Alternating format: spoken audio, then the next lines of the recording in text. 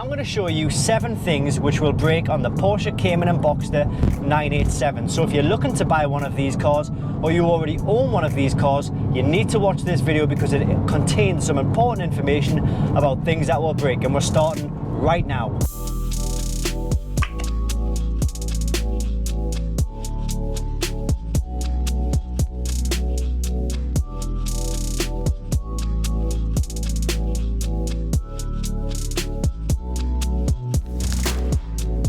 What's going on, everyone? My name's Satch and I am a serial Porsche enthusiast. This is my Porsche Cayman 987, and as I say, in this video I'm going to show you 7 things that will break. So if you are interested in Porsche cars and you want to see more Porsche orientated content on YouTube, then please consider clicking that subscribe button and clicking the bell so you don't miss a single thing. It would be great to have you along as a subscriber. So the Porsche 987 was produced between 2005 and 2012. And they came with a base model in a 2.7 and a 2.9 litre engine, or the S model, which had either a 3.2 litre engine or a 3.4 litre engine. They are great enthusiast cars. They have a huge worldwide following, and it's because, well, they have great performance, they look great, and they don't cost the earth. Now, unfortunately, they're not without their problems, and I'm going to explain 7 of these problems to you right now. I class myself as an enthusiast, not an expert, so this isn't by any means a definitive list. So if you think there's something that I've missed on this video, or you think there's a fault which maybe I probably should have covered, then by all means please put a comment in the box below, and let's get this video to be a good resource for any Porsche 987 owner or any 987 potential owner. Okay, so number 7 on the list is something that you've probably heard over and over and over again. It is the IMS bearing, or the intermediate shaft bearing. Now, the IMS bearing is prone to failure in early models, and as far as I'm aware, a stronger IMS bearing was installed into late 2005 and early 2006 models. So if you're buying an early 2005 model, you might want to budget around £1,000 for an IMS upgrade, or you could buy a car that has already had the upgrade done. Now, cars with higher mileage should be okay. If the bearing was to fail on a car with high miles, it probably would have done so by now. And if you are unfortunate enough to have your IMS fail, you could be looking at a complete rebuild of about £10,000, which is about $12,500. One thing to mention is that the actual failure rate is really low. I think with the internet it's been blown way out of proportion, and from memory I believe it's something like 5 to 7% of cars are actually affected. Don't let it ruin your experience, just drive the damn car. If it is playing on your mind, budget £1,000 aside to get the job done. Okay, number 6 on the list is something which is often spoken about on the same scale as the IMS bearing. It is, of course, Borescoring. You've probably also heard of that. Now, Borescoring basically means that the piston is scoring the cylinder wall as it moves up and down the cylinder, and it's something that only affects Cayman and Boxster S models. So if you've got a base model, don't worry about it. If you're interested in buying an S model, then you'll probably want to consider getting a bore scope check done before you actually buy the car. A bore scope check will basically allow a camera to go into the cylinders to check the cylinder walls for any scoring. Most cars probably will have a bit of minute scoring, but if it's a bit excessive, you either need a budget to get the work done or stay away completely. Now, symptoms of Borescoring can include increased oil consumption, misfires, fault codes relating to misfires and O2 sensors.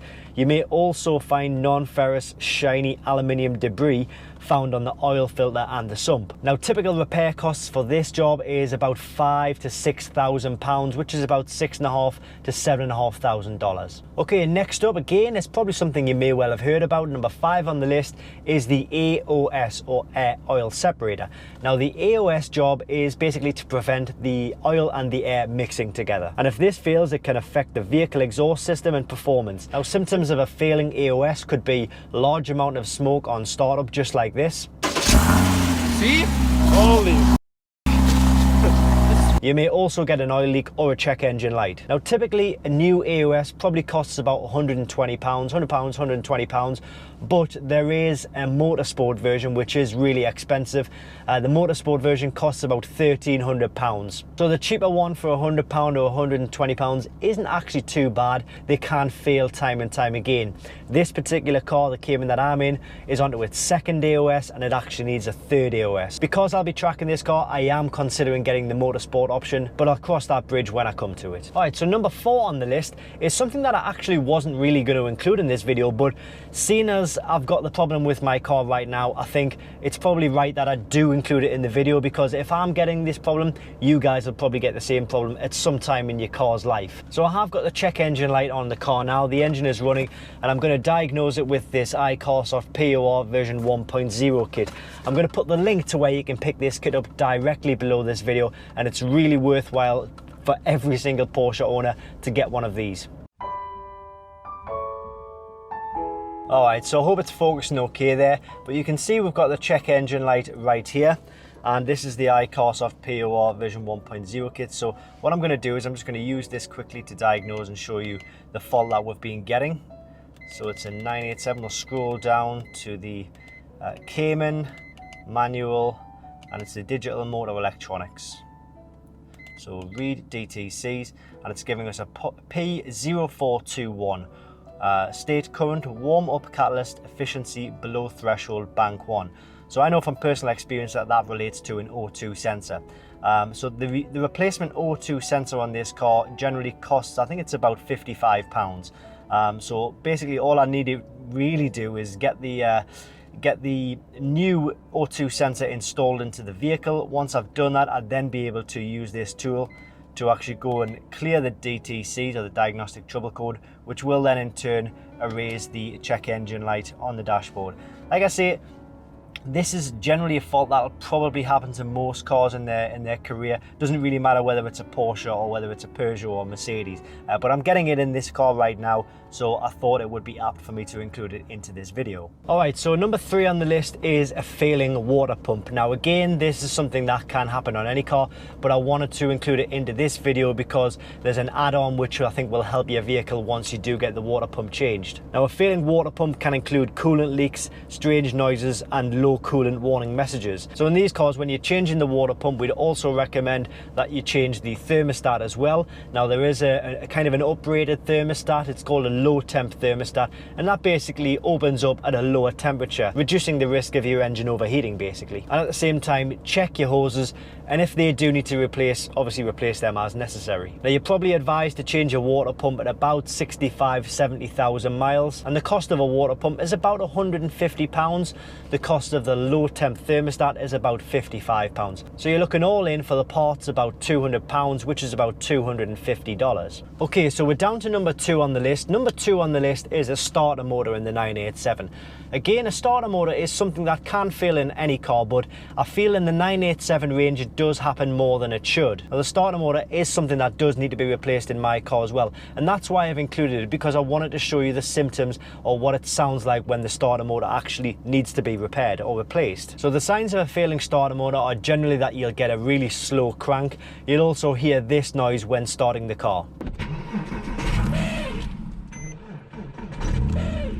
Now there is actually a repair you can do to the starter motor, but since you're taking the time to actually remove the part, you may as well just replace it completely.